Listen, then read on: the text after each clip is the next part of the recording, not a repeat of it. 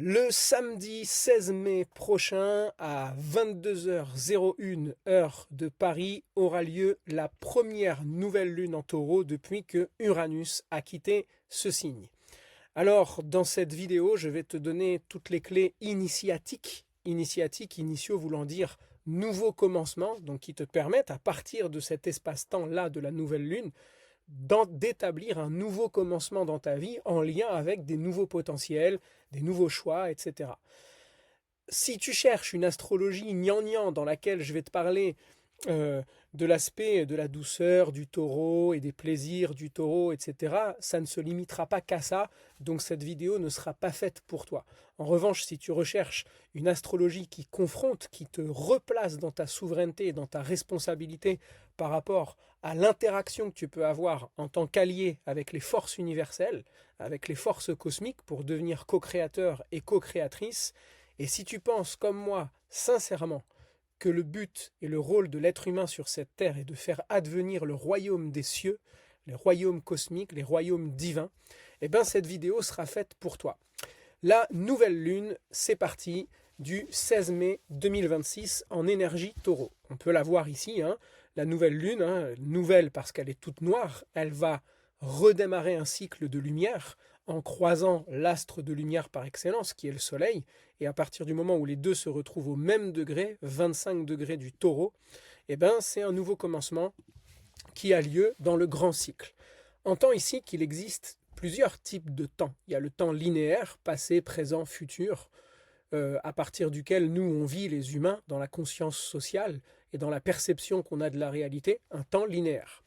Mais il y a aussi un temps cyclique. Ce temps cyclique, c'est celui sur lequel s'appuie toute la liturgie, c'est-à-dire le rythme des fêtes religieuses, même si je suis un peu méfiant avec ce mot, mais les fêtes religieuses au départ, et même encore aujourd'hui, sont reliées forcément à un événement cosmique qui se joue.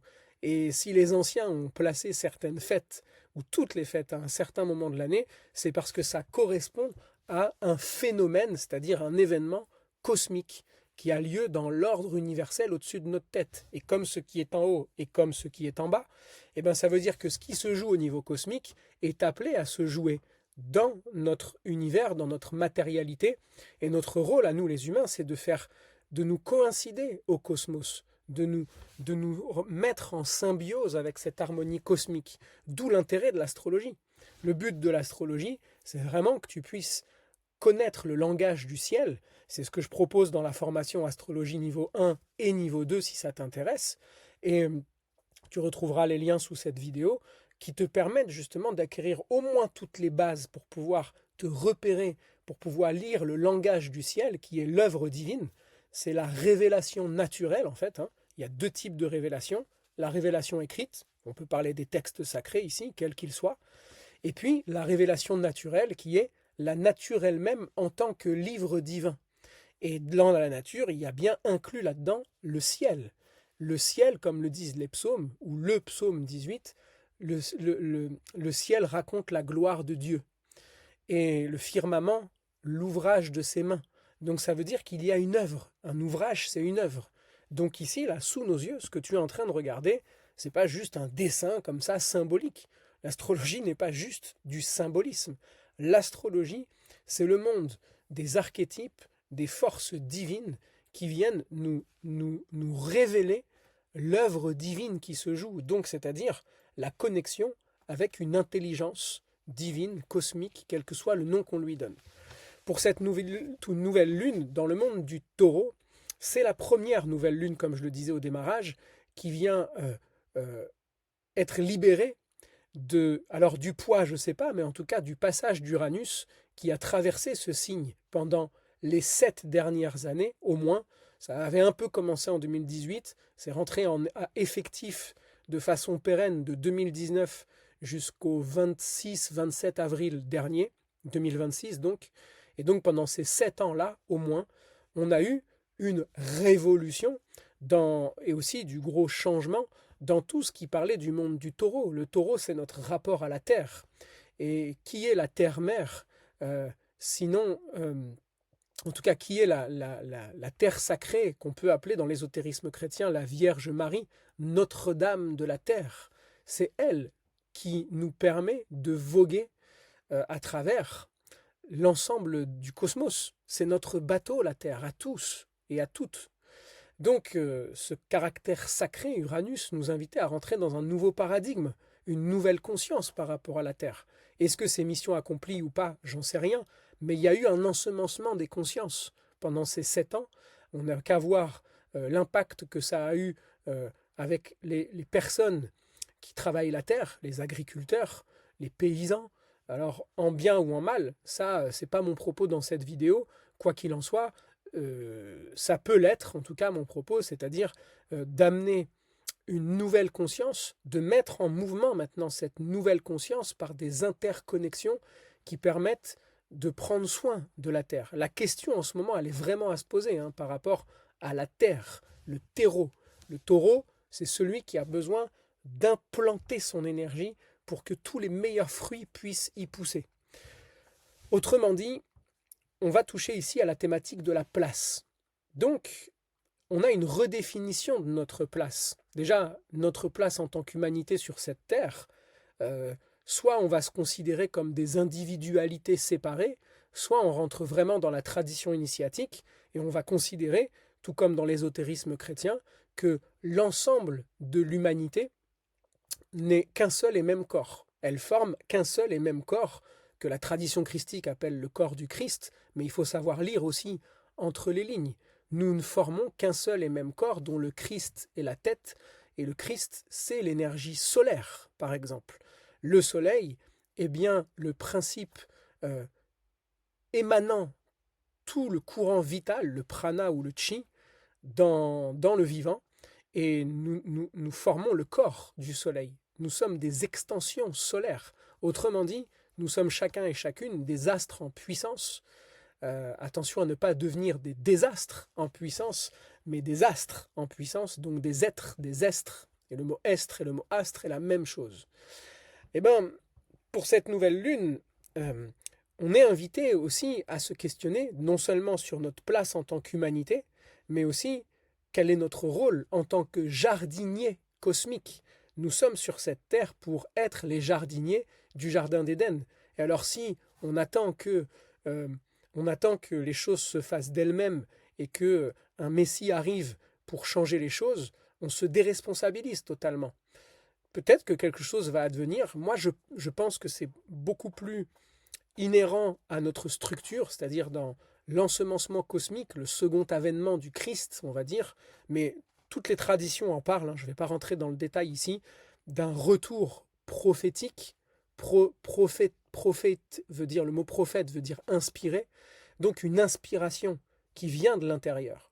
Et je pense que cette émanation christique, elle est à faire naître en nous. Elle n'est pas déjà en nous, elle est déjà en nous au potentiel, en potentiel. L'objectif étant de prendre notre place pour que le fruit puisse mûrir, le fruit christique en nous. Le monde du taureau, c'est aussi ça. C'est quelle est ma place sur cette terre? Quelle est notre place en tant qu'humanité, en tant que jardinier cosmique dont la responsabilité est de faire advenir le royaume des cieux sur cette terre, autrement dit, de rétablir le jardin d'Éden pour se débarrasser du vieil homme qui est l'ego et atteindre l'état de l'homme nouveau qui est l'homme réalisé, l'état d'initié. Mais attention, initié veut dire commencement. Ça veut dire que c'est quelqu'un qui a reçu toutes les bases nécessaires pour démarrer un chemin. Quelqu'un qui a été initié au bricolage, bon, il a juste les techniques de base pour se mettre au boulot, quoi. Donc quelqu'un qui a reçu une initiation en judo, il a juste les techniques de base pour savoir tomber sans se faire mal, pour savoir comment on attrape une garde et tout ça. Et c'est déjà cool. Je veux dire, l'état d'initié, ça dépend, tout est relatif à ce dont on parle. Donc être un grand initié, c'est pas forcément un grand compliment. Ça veut dire être un grand débutant, quoi, en fait, dans quelque chose. Mais l'initiation est une règle incontournable pour sortir du conditionnement général dans lequel on vit. Et là, ça peut venir nous questionner, donc nous mettre en question, sur quelle est la place que je veux avoir dans cette humanité, à titre individuel. Autrement dit, je pourrais le formuler différemment, si le monde du taureau, c'est le terreau dans lequel tu plantes ton arbre, le figuier sacré, pour qu'il produise des fruits, est-ce que la place que tu occupes dans ta vie, que ce soit professionnelle, sentimentale, relationnelle, même au niveau géographique, est-ce que ça te permet d'offrir au monde tes dons et tes talents? Et pour moi, je pense sincèrement que notre pacte divin, qui est représenté par notre carte astrologique de naissance, hein, c'est ce que je fais quand je propose des consultations, que tu peux commander d'ailleurs, hein, si tu veux prendre un rendez-vous, toujours en lien sous la vidéo, tu peux... Cette lecture que je fais de la carte astrologique de naissance, c'est un peu le pacte divin que tu as fait avec l'énergie divine, qui n'est pas un vieux barbu sur son nuage quelque part à des années-lumière de la Terre, mais qui est la force, l'intelligence cosmique et divine qui imprègne et qui baigne dans tout. Tu es en cela et cela est en toi. C'est avec cette intelligence-là que tu es venu pour accomplir une intention spirituelle qu'on appelle dans l'astrologie védique de l'Inde le sankalpa, l'intention d'âme. Je préfère parler d'intention spirituelle pour pas amener trop de confusion par rapport à notre culture à nous, qui est plus branchée alchimie, et enfin alchimie occidentale en tout cas. J'ai une raison d'appeler ça en tout cas l'intention spirituelle. On voit bien ici que Uranus, à 1 degré des Gémeaux, vient du coup de rentrer et il est activé encore plus par cette nouvelle lune, puisque la nouvelle lune est un démarrage d'une énergie. La planète qui gouverne le monde du Taureau est Vénus. Et où se trouve Vénus? Dans le signe des Gémeaux. Donc le signe des Gémeaux reçoit deux forces planétaires qui sont Uranus et Vénus. Donc on est dans la suite logique. Uranus qui était dans le signe du Taureau et sa planète Vénus qui est en Gémeaux et Uranus qui vient de rentrer en Gémeaux. Il est donc temps maintenant d'entrer dans l'archétype des Gémeaux, c'est-à-dire de mettre en mouvement les choses, de renouveler ou d'amener une véritable révolution aussi dans l'ère de la communication, c'est-à-dire, c'est un peu paradoxal, mais l'objectif, c'est aussi de faire prendre place à des moyens de communication à caractère alternatif, les communications alternatives du monde d'Uranus, mais vigilance aussi, parce que ça peut être aussi la manipulation du monde médiatique, la manipulation via les technologies. Et cette fameuse Vénus, qui est en lien justement avec cette zone-là, c'est la gorge et la voix, VOIX, qui vient ici se mettre en mouvement. À mon sens, l'objectif, un des objectifs, une des propositions de ce ciel, c'est d'entrer dans des moyens collaboratifs passant par des réseaux alternatifs. Donc quand on parle de réseaux alternatifs, c'est le monde des Gémeaux, c'est tout ce qui va permettre de fluidifier les interconnexions, de mettre en contact les uns et les autres, mais avec Uranus, on est toujours d'une façon alternative là-dedans. Donc c'est les réseaux alternatifs, Vénus étant le regroupement, l'association, le partage, le groupe, les équipes. Et je pense sincèrement que vu les conjonctures actuelles de notre société, de ce qui est en train de se mettre en place progressivement depuis plusieurs années déjà, si ce n'est pas depuis plusieurs décennies, et si ce n'est pas depuis plusieurs siècles, et si ce n'est pas depuis plusieurs millénaires, ce qu'on peut voir, c'est ce qui était taxé de complotiste il y a encore quelques années, est devenu juste une norme aujourd'hui. Quelque chose dont très peu de personnes parlaient, aujourd'hui de plus en plus en parlent. Et il y a une réponse à tout ça, c'est que cette souveraineté, cette responsabilité, elle ne viendra pas d'en haut. Le changement ne viendra pas d'en haut dans le système pyramidal social. Ça, c'est une illusion de penser ça, ou d'atteindre que ça vienne du haut de la pyramide sociale, c'est-à-dire des gouvernements, du pouvoir en place, etc. Puisque tout, absolument tout, dans cette ère dans laquelle on est absolument corrompu. Et qu'est-ce qui permet de le dire, sans rentrer dans quelque chose de complotiste? C'est qu'on juge l'arbre à ses fruits. Si tout fonctionnait à merveille et si on était dans une ère dans laquelle on veut le bien sur terre, on veut l'amour et la lumière et l'instruction spirituelle pour ouvrir les cœurs, les âmes, etc., on le manifesterait par des fruits. C'est-à-dire qu'on en verrait les résultats. Or, si on regarde sur la Terre, les fruits que le système actuel, dont nous faisons partie, moi aussi, produit, on ne peut pas dire que les fruits euh, soient mûrs ou qu'il y ait des fruits, tout simplement. Ou en tout cas, les fruits sont un peu pourris. Il n'y a pas que de ça, il y a aussi de très beaux arbres qui font pousser de très belles choses, mais il y a quelque chose qui est mis en avant qui n'est pas de ce ressort-là. On ne peut pas dire que la perception commune des humains, c'est qu'on vit sur une planète magnifiquement sacrée. On vit sur une planète sacrée, mais est-ce qu'on en a fait quelque chose de sacré? Je ne pense pas. Je pense que le profane a envahi le sacré au lieu de l'inverse. Il aurait mieux fallu, ou il faudrait mieux, que le sacré envahisse le profane. C'est-à-dire que le monde du sacré pénètre à nouveau le quotidien, le système, la société, les différentes hiérarchies sociales et strates sociales. Il y a, de toute façon, Malraux disait, le 21e siècle sera spirituel ou ne sera pas, tout simplement. Donc ça passe par nous, ça demande à nous reconnecter à un principe spirituel, à un principe divin, et de faire le job. Donc la méthodologie, quelle qu'elle soit, qui est utilisée pour qu'on puisse œuvrer, c'est à ça que nous sommes appelés pour que nous spiritualisions la matière. Spiritualiser la matière, c'est le monde du taureau. Alors le taureau, c'est quels sont mes besoins, mais alors, quand je dis quels sont mes besoins, est-ce que c'est mes besoins auxquels je réponds en tant qu'ego, ou est-ce que c'est mes besoins auxquels je réponds au niveau de l'âme? Ça veut dire que selon la perception que tu as de toi-même, tu vas répondre à partir de ce à quoi tu t'identifies. Si je m'identifie à mes émotions, et que là je suis en colère, et que j'ai envie de casser, je ne sais pas, l'objet qui est à côté de moi là, eh ben, on va me dire quel est ton besoin. Si je réponds à partir de l'espace de mon corps émotionnel, je vais dire bah, mon besoin c'est de casser le verre. Mais ce n'est pas un besoin. Si je vis au niveau du mental, et que dans ma tête, je me suis mis mordicus qu'il me fallait que j'ai le dernier iPhone parce que c'est la classe et tout ça, et que socialement, ça va m'amener une reconnaissance sociale, je vais répondre que mon besoin, c'est d'avoir le dernier iPhone. Donc tout dépend de ce à quoi tu t'identifies.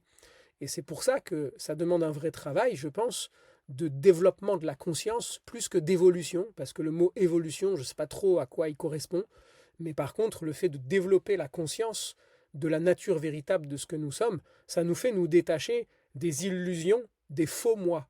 Je ne suis pas mon corps, je ne suis pas mes émotions, je ne suis pas mon mental, ce qui ne veut pas dire qu'on n'a pas à répondre aux besoins de notre ego, qui est notre cheval, mais que euh, c'est une manifestation de quelque chose de beaucoup plus vaste, de ce que nous sommes en tant que l'observateur ou l'observatrice de notre vie.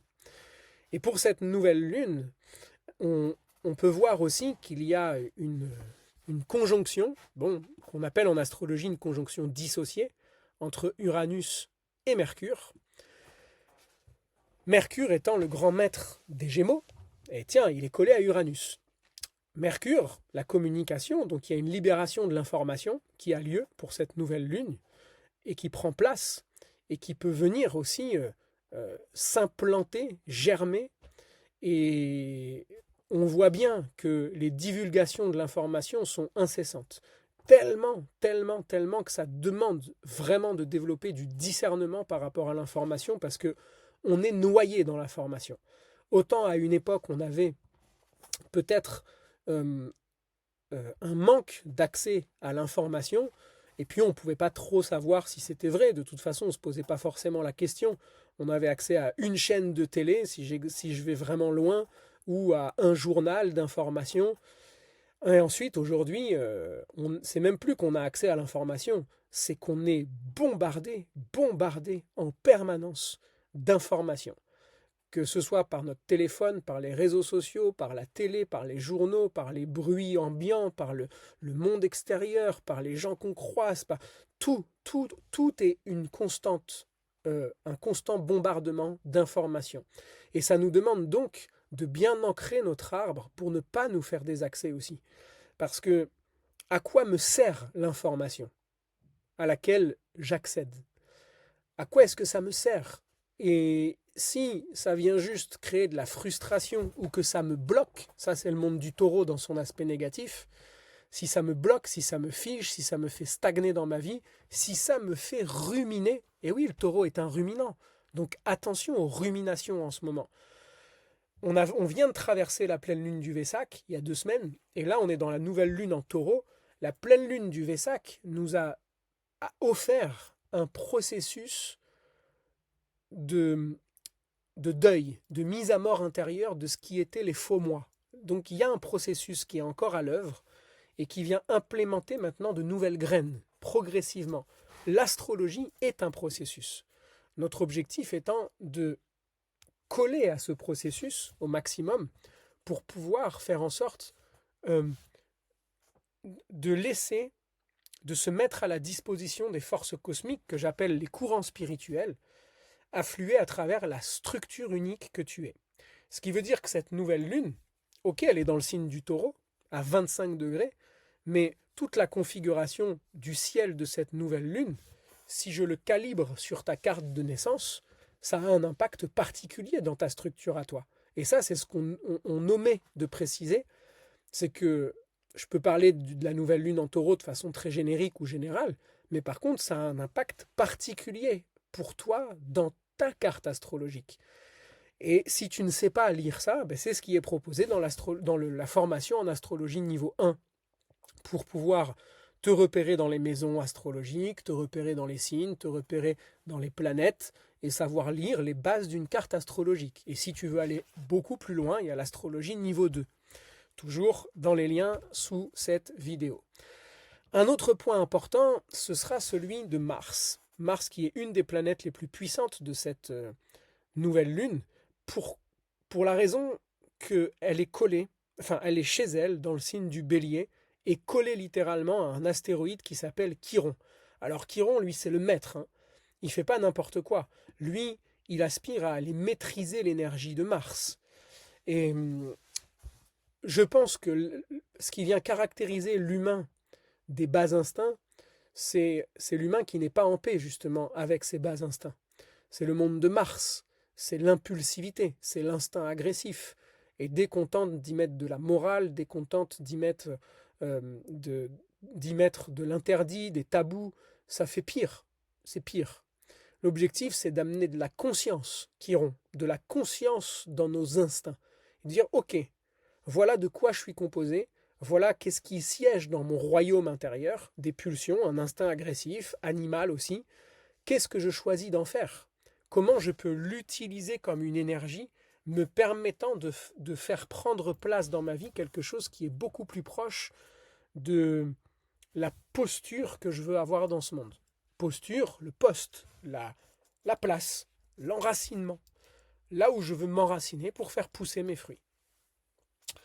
Voilà pour cette nouvelle lune. Je ne vais pas rentrer plus en détail. En revanche, je t'invite à poser toutes les questions que tu souhaites sous la vidéo, à me faire ton retour, comment tu as reçu tout ça, et je rentrerai plus en détail avec plaisir si les questions sont posées sous cette vidéo. Et si tu souhaites un accompagnement personnalisé avec ta carte astrologique de naissance, eh ben, n'hésite pas à prendre rendez-vous en ce moment, hein, c'est-à-dire là on est à la mi-mai, il y a à peu près 1 mois et demi ou 2 d'attente pour recevoir une consultation. Je te souhaite une magnifique nouvelle lune. Je te donne rendez-vous sur l'école en ligne Initio si tu souhaites te former aux sciences initiatiques et aller pousser encore plus loin tous les enseignements qui sont donnés via l'astrologie en tant que mère de toutes les sciences. Et je te dis à très bientôt pour la prochaine pleine lune. Et souviens-toi toujours, tu ne peux cueillir une fleur sans déranger une étoile. À bientôt.